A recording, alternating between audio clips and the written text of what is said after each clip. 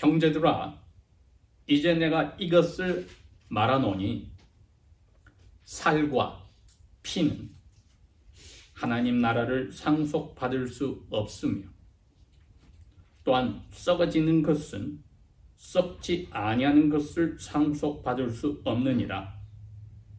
보라, 내가 너희에게 한 신비를 말하노니 우리가 참으로 다 잠잘 것이 아니요 우리가 모두 변화될 것이니 마지막 나팔 소리가 날 때에 눈 깜짝할 사이 순식간에 그리 되리라.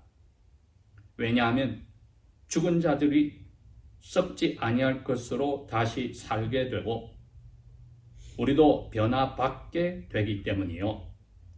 왜냐하면 썩을 것이 반드시 썩지 아니할 것을 입겠고 또한 이 죽을 것이 반드시 죽지 아니함을 입기 때문이라.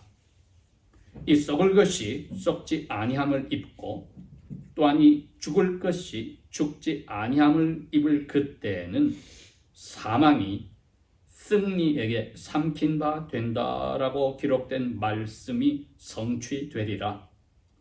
오 사망아, 너의 쏘며 승리하는 것이 어디 있느냐? 오 무덤아, 너의 쏘며 승리하는 것이 어디 있느냐? 지금 사망에 쏘는 것은 죄요, 죄의 권능은 율법이라. 그러나 우리 주님 예수 그리스도를 통하여 우리에게 승리를 주시는 하나님께 감사하노라. 그러므로 나의 사랑하는 형제들아, 너희는 굳게 서서 흔들리지 말고 항상 주님의 일을 넘치게 하라. 이는 너희의 수고가 주님 안에서 헛되지 아니한 줄을 알기 때문이라. 아멘. 말썽만인 고린도에 있던 이 고린도 교회가 사도 바울의 사랑에 의해서 쓰여진 편지를 통하여서 회개하고 돌아섰습니다. 고린도 후서를 저희들이 읽어보면 그 내용이 자세히 나와 있습니다. 그들이 진심으로 회개하여 생명에 이르는 회개를 하였기 때문에 사도 바울이 하나님 앞에 그들의 회개를 통하여 감사를 했습니다.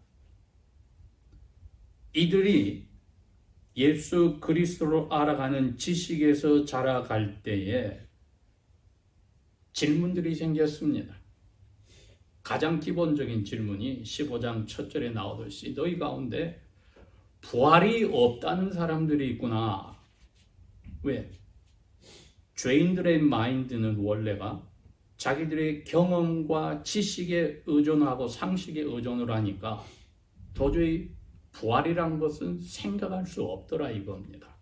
그러니 고린도 교인들 가운데도 그런 문제로 질문을 하고 갑론을박 서로 논란이 있었다 할 때 사도 바울이 그 질문에 답을 해줘야 됐습니다. 부활이 있다고 주장하는 사람들이 있다 할지라도 그들에게 또 이런 질문을 사람들이 합니다. 도대체 죽어서 썩어져 없어지는데 어떻게 부활이 가능하냐? 즉 어떻게 부활이 되느냐? 부활이 있다 치자. 그러면 어떻게 부활이 되느냐에 대한 또 질문이 있었습니다. 그래서 사도 바울이 오늘 이 50절에서 58절은 거기에 대한 대답을 결론적으로 정리해 주는 부분입니다. 부활은 분명히 있는데 어떻게 부활하는가를 설명을 하고 왜 부활이 있는지를 설명을 하고 부활의 목적이 무엇인지 설명을 해줍니다. 여러분, 이 편지는 그리스도인들에게 쓰여졌다는 그 백그라운드, 배경을 잊지 말아야 합니다. 믿지 않는 사람들에게 한 이야기가 아닙니다. 그것을 저희들이 먼저 알고 오늘 제가 제목을 신비다. 이 신비가 누가 하나님 나라를 상속받을 있을까? 누가 하나님 나라를 상속받을 수 있을까? 하나님 나라라고 하는 것이 신비인데 이것을 누가 상속받을까? 당연히 믿는 사람들이 상속을 받습니다. 답은 간단합니다. 그런데 그 믿는 사람들의 마음 자세나 하나님 나라에 대한 깨달음이 무엇인지 오늘 저희들이 한번 확신을 가지고, 즉 하나님 나라를 나는 상속받는다 하는 확신을 가지고 들여다보겠습니다. 50절에 이분이 말씀하시기를 살과 피는 하나님 나라를 상속받을 수 없고 썩어지는 것은 썩지 아니하는 것을 상속받을 수 없다, 이렇게 이야기를 했습니다. 예수님께서 부활하시고 제자들과 함께 40일을 교제를 하시다가 제자들의 눈을 보는 앞에서 구름과 함께 하늘로 가신 것을 사도행전 1장은 잘 설명을 했습니다. 그 40일 동안 예수님께서 이제는 자기를 의심하는 지도자들이나 무리들이 아니라 자기 제자들하고만 만나서 이야기를 하시는 제일 중요한 가 하나였습니다. 하나님 나라였습니다. 하나님 나라에 대해서만 이야기를 하셨습니다. 그런데 구체적으로 그 하나님 나라에 대해서 자세한 설명은 사도들에게 맡겨버렸습니다. 그러니 사도들은 성령이 오셔서 열흘 후에 오셔서 힘을 주시고 예수 그리스도께서 말씀하신 하나님 나라에 대해서 다 이해를 성령을 통하여 받고, 이제 사람들에게 이 하나님 나라가 왔다는 좋은 소식을 받으라고 유대인으로부터 시작해서 예루살렘과 유다와 사마리아와 세상 끝까지 예수님 명령에 따라 순종하여 선포하러 갔던 것입니다. 사도 바울도 지금 오늘날 그리스의 가장 남쪽 반도에 있는 제일 중심 도시 코린도의 교회에 하나님 나라에 대해서 설명을 시작합니다. 이것을 설명하지 않고는 부활이 설명이 안 되고 의미가 없어지기 때문입니다. 왜 부활이 있느냐? 하나님 나라에 가서 살기 위해서 있다 이겁니다. 누가 하나님 나라를 상속받을 수 있느냐? 첫 번째는 부활한 사람만이 상속받을 수가 있습니다. 잠깐만, 그럼 부활하지 않는 사람이 있단 말인가? 없습니다. 근데 부활이 두 종류가 있다 이겁니다. 시간을 두고 첫 번째 부활, 두 번째 부활이 아니라 한 번 부활이 있는데 부활한 사람이 두 종류로 나뉘었습니다. 똑같은 부활입니다. 어떤 점에서? 썩을 지을 것이 썩지 않는 것으로는 그 퀄리티나 네이처는 똑같습니다. 썩지 않는 것으로는 다 같이 부활을 하는데, 썩는다 말은 영혼이 썩는 게 아니고 육체가 썩는 걸 이야기하지 않습니까? 이제 썩지 않는 몸으로 부활은 똑같이 했는데 두 종류의 부활이 되어버렸습니다. 한쪽은 하나님 나라에 들어갈 자격을 가지는 사람들이고, 한쪽은 그 나라 밖에서 슬피 울며 이를 가는 사람으로 나눠져 버리는 것입니다. 부활한 사람이 하나님 나라를 상속받을 수 있다. 그런데 잠깐만, 사도 바울이 말씀하시기를 이렇게 이야기를 하거든요. 51절 끝부분을 보십시오. 우리가 참으로 다 잠잘 것이 아니요 다 죽을 것이 아니요. 이건 믿는 사람들에게 잠자는 표현은 죽는다는 표현인데, 왜 잠깐 쉬다가 부활하면은 하나님 나라에 들어가니까 잠깐 쉰다는 뜻입니다. 그런데 우리가 모두 변화될 것이니, 잠깐만, 사도 바울은 자기가 죽지도 않고 살아서 변화되는 이야기를 하고 있습니다. 언제? 52절 마지막 나팔 소리가 날 때, 눈 깜짝할 사이에 순식간에 살아있는 우린, 사도 바울과 이 편지를 듣는 고린도 교인들이 사도 바울은 성령의 감동으로 생각하기를 자기가 예수님 오실 때 천사가 큰 소리를 내고 하나님의 나팔 소리가 울릴 때 살아있다고 생각합니다. 그러니 죽질 않았는데 어떻게 부활이 가능하냐 했더니, 부활하는 사람이 썩지 않은 몸으로 바뀌듯이 살아있던 사람도 부활한 사람처럼 썩지 않은 몸으로 바뀌어버린다. 이게 두 번째 누가 하나님 나라를 상속받느냐? 예수님 오실 때 큰 소리로 천사 장이 아크엔젤이 전 세계의 모든 사람들을 예수님께 모으려고 큰 소리로 명령할 때 하나님의 트럼펫이 울릴 때에 그때 사도 바울은 자기나 고린도 교인들 오늘 우리는 주님 오실 때 갑자기 몸이 썩어지는 몸이 아니라 늙어버리는 몸이 아니라 병이 드는 몸이 아니라 피곤한 몸이 아니라 부활하고 나서 어디든지 마음대로 왔다 갔다 하시고 식사도 즐겁게 하시고 식사를 안 하셔도 좋으신 예수님 몸처럼 바뀌어버린다 이겁니다. 예수님이 돌아가시기 약 6개월 전에 이스라엘의 가장 북쪽의 신비한 산인 헐몬산으로 제자들과 같이 가셔서 세 사람만 데리고 그 산으로 들어가셨을 때 갑자기 어떤 일이 있었습니까? 엘리야와 모세가 갑자기 구름 가운데 나타나고 제자들은 그냥 잠을 자듯이 비몽사몽이 되었다. 그분들이 예수님하고 한 이야기가 앞으로 예수께서 어떻게 고통을 받으실까? 그 이야기를 나눴다고 했습니다. 그런데 구름이 거치고 보니까 예수님이 옷이 세상의 그 어떤 세탁처라도 깨끗하게 할 수 없는 하얀 빛난 것으로 바뀌었다. 제자들이 거기서 부활하신 후에 하나님 나라에서 왕으로 사시는 예수님의 모습을 잠깐 본 겁니다. 그보다 더 완벽한 하나님의 영광이 없었습니다. 바로 그게 여러분 사도 베드로가 말하는 우리가 이 썩을 몸을 벗어버리고 하늘로부터 새로운 몸, 뉴 텐트를 입는다고 간절히 기다리는 마음 그것입니다. 하나님 나라에 예수님의 영광스러운 몸처럼 우리도 몸이 살아있다면 바뀌어서 죽어서 부활한 사람의 몸이 바뀌어서 영광스럽게 바뀌듯이도 우리 몸도 바뀌게 된다. 살아있는 사람 영광스러운 몸으로 바뀝니다. 그러면 똑같이 주님 오실 때 1세기 그때 사도 바울의 생각도 우리의 생각도 주님 오실 때 믿지 않는 사람도 살아있다면 어떻게 됩니까? 그 사람들의 몸도 죽지 않은 것으로 바뀌는데 영광의 몸이 아니라 영원히 저주받기 위한 몸과 영혼이 세퍼레이션 분리가 안 되는 그게 죽음이잖아요. 그 죽음이 없어지는 몸으로 바뀌어버립니다.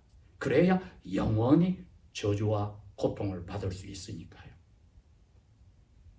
이 얼마나 끔찍하면서도 우리에게는 위로가 되는 것인지 모릅니다. 특별히 1세기에는 조만간에 그들에게 다가오는 그 심한 핍박 속에 순교까지 하게 되는 사람들이 나오게 될 때 그들에게는 이것보다도 마음의 위로가 되는 좋은 소식이 없었습니다. 지난주에 말했듯이 지난 화요일부터 시작해서 유대인들이 새해가 시작이 되고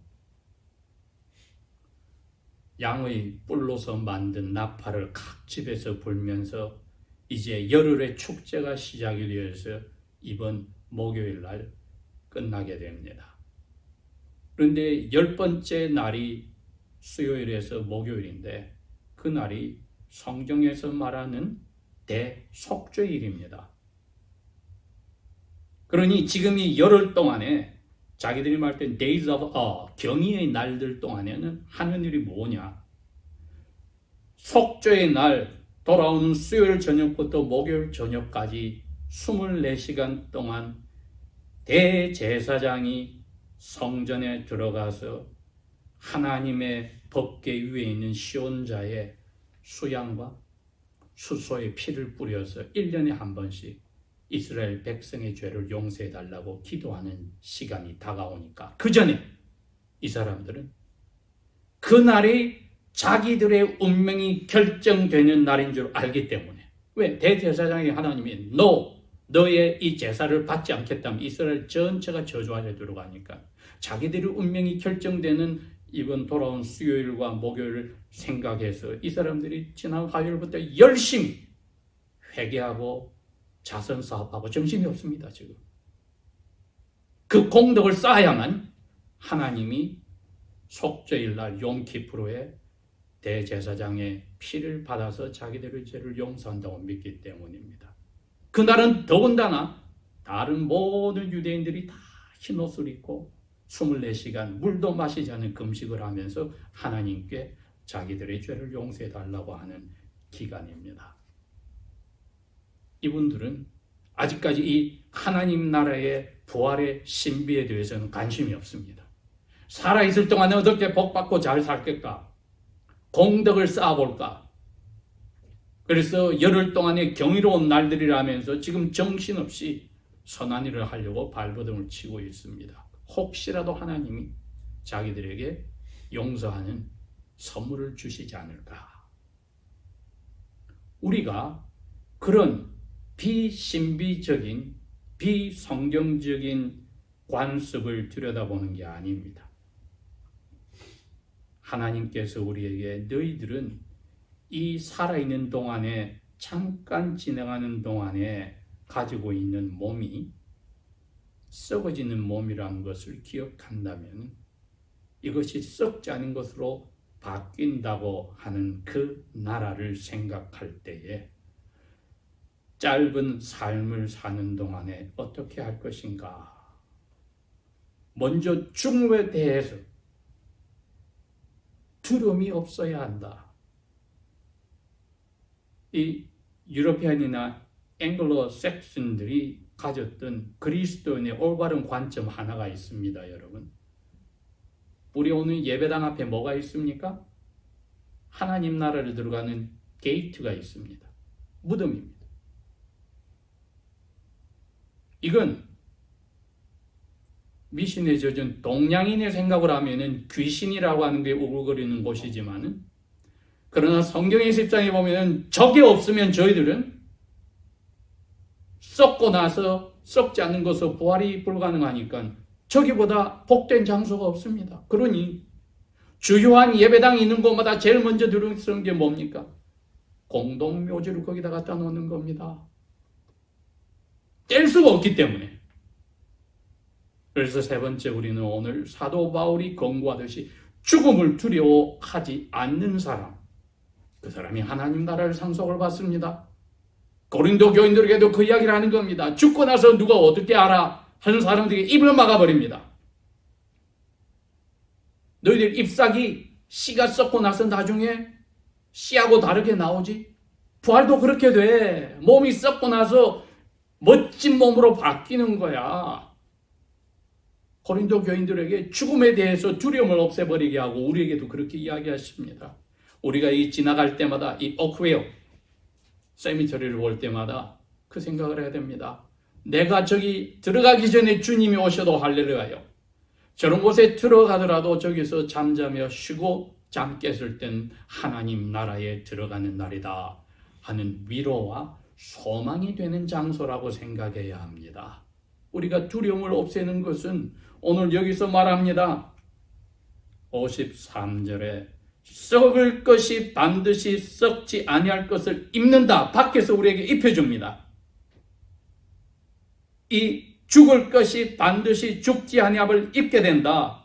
54절 이 썩을 것이 썩지 아니함을 입고 이 죽을 것이 죽지 아니함을 입을 그때는 죽음이 승리에게 삼켜버렸다 하고 기록된 구약 성경의 이사야, 호세아서의 말씀이 다 이루어졌다. 그러니 사망아, 너 우리에게 화살을 쏘고 승리하는 게 어디 있어? 우리를 죽여서 이제 무덤에 넣었다고 하는데 무덤아, 너가 그 화살을 쏘아서 우리에게 승리한 게 어디 있느냐? 사망은 뭐 때문에 왔습니까? 여러분 58절에 죄 때문에 왔습니다. 로마서 6장 23절에 그랬습니다. 죄를 지어서 하나님과의 약속에 죄를 지으면은 값을 치러야 되니 죽음으로 페이를 해야 됐던 겁니다. 그런데 우리는 이제는 죽음이 아니고 무엇입니까? 썩지 않도록 밖에서 하나님 나라에 가기 위해서 잠드는 것이다. 고린도 교인들이 이 잠잔다는 것이 얼마나 위로가 되는지 모릅니다. 죽음을 두려워하지 않게 되는 겁니다. 이제 할 일을 다 하고 단잠을 자는 사람은 어떤 사람입니까? 아침에 늦잠 자고 점심 다 낮잠 자고 초저녁에 자고 그 사람 잠이 올까요? 병원에 가보세요. 낮에 실컷 자면 밤에 잠을 못 자요. 낮이라고 할 때에 선한 일을 최선을 다한 사람은 저녁 되면 피곤해서 단잠을 잘 수밖에 없지 않습니까? 우리가 그 단잠을 자는 시간, 주님이 우리 잠들게까지 오시지 않는다면 그 몸과 영혼이 나눠주는 시간까지 최선을 다하여, 여기 뭐라고 했습니까? 항상 주님의 일을 abound, 넘치게 하라. 58절에 이런 사람만 죽음을 두려워하지 않고 웰컴하는 거죠. 왜? 이제 나는 일 다 했으니 쉬어야 되겠다는 겁니다. 그래서 누가 하나님 나라를 상속받을 수 있을까 하는 것은 네 번째가 두려움을 두려워하지 않을 뿐 아니라 살아있을 때 주님의 일을 넘치게 하는 사람 아닙니까? 주님의 일을 넘치게 하는 사람. 그러면은 전부 다 뭐 선교사가 되고 말씀 전하는 목자가 되어야 된다, 그 뜻이 아니죠. 너 부르신 자리에서 굳게 서서 흔들리지 말고, 하나님이 분명히 내가 최선을 다하는 것을 아시리라는 확신을 가지고 주님의 일을 넘치게 하는 사람. 주님의 일이 무엇입니까? 우리를 불렀던 그 자리입니다. 우리가 어떤 자리에 있을 때 저를 불렀는지 우리 스스로가 다 압니다. 그 자리가 싱글일 때 자리도 있고, 매리드에 자녀가 없을 때 자리도 있고, 자녀를 가지고 나서 믿을 수도 있고, 어릴 때 믿을 수도 있고, 나이 들어서 믿을 수도 있고, 그때의 부르신 자리에서, 나에게 주신 자리에서 주님의 뜻에 따라 이제 내 계획도 짜고 생각도 바꾸고 말도 고치고 사랑관계도 정리하고, 무엇보다도 마음과 뜻과 목숨을 다하여 야훼 하나님, 아들 하나님, 성령 하나님을 사랑하는 것. 우선순위가, 중요한 우선순위가 바뀐 생각을 저희들이 성령의 힘으로 한 사람. 그러면은 가족끼리부터, 부부끼리부터, 부모와 자녀와 친척과 친구들과 자꾸 부딪히게 되어 있습니다. 왜? 가치관이 바뀌었으니까. 심지어는 그리스도인 안에서도, 같은 교회 멤버들 사이에서도 아직 바뀌지 않은 사람과 바뀐 사람과의 차이 때문에 부딪힐 수가 있습니다. 이것은 예수님이 이미 말씀하셨습니다. 언약 백성들, 너희들 가운데 아버지가 아들을, 며느리하고 시어머니가 다투게 만든다. 내가 싸우는 불을 던지러 와서 평화를 너희들에게 준 게 아니야. 왜? 진짜는 머저리티 가짜와 부딪혀 싸우게 되니까. 누가 하나님 나라를 상속받을 수 있습니까? 다섯 번째가 그렇습니다. 하나님 나라에 들어간다는 확신을 가지고 간절히 흔들리지 않는 삶을 유지하는 사람입니다. 갑자기 오늘 주님이 오신다 할 때 두려운 마음 혹시라도 가졌다면 오늘 이 말씀을 통하여 우리의 영혼이 위로받고 힘을 얻고 굳건해져야 됩니다. 예수 그리스도 우리 주님을 통하여 57절, 우리에게 승리를 주시는 하나님께 감사하노라. 이것이 마지막 여섯 번째입니다. 예수님을 바라보는 사람입니다. 왜? 벌벌 떠는 제자들에게 와서 너희들에게 두려워 말라, 평화가 있으라.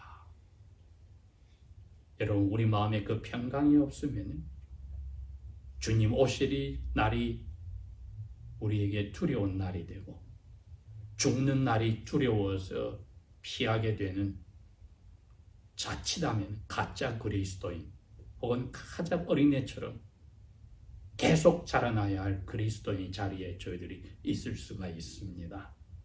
예수 그리스도를 자세히 들여다보니까, 사복음서가 자세히 설명한 것을 보니까, 사도행전에서 잠자는 자리로 들어가는 돌에 맞아 죽어가는 스데반에게 일어서서 나타나신 모습을 보니까 마류에서 떨어뜨려 환상 속에서 음성을 들려준 예수님을 보니까 저희들이 예수님이 죽음을 이기셨구나. 마리아와 마르다의 오빠인 나사로가 죽어서 장사 지내는데 육체가 썩은 냄새가 났다고 했습니다. 주님 불렀지요. 나사로야 나오너라. 이처럼 예수님께서 누구신지를 우리가 알면은 승리의 예수님이니까 우리가 감사하는 마음으로 든든하게 우리 잠자는 시간이나 그 죽음의 시간이나 주님이 오시는 것을 만나는 시간이나 할렐루야로 준비할 수가 있습니다. 기도하겠습니다. 예수 그리스도시여 살아 계셔서 오늘도 아버지 보좌 우편에서 원수를 다 발밑에 두실 때까지 통치하시며 속히 오실 날을 기다리시는 그 마음 저희들로 하여금 깨닫게 하시고 그를 허락한 아버지의 사랑에 사로잡혀서 하나님 나라를 상속받는 그 날을 저희들이 고대하고 사랑하며 언행심사가 예수 그리스도의 제자요 우리에게 주신 십자가를 날마다 즐겁게 지는 자리로 가도록 성령을 통하여 도와주십시오. 예수님 이름으로 감사 기도합니다. 아멘.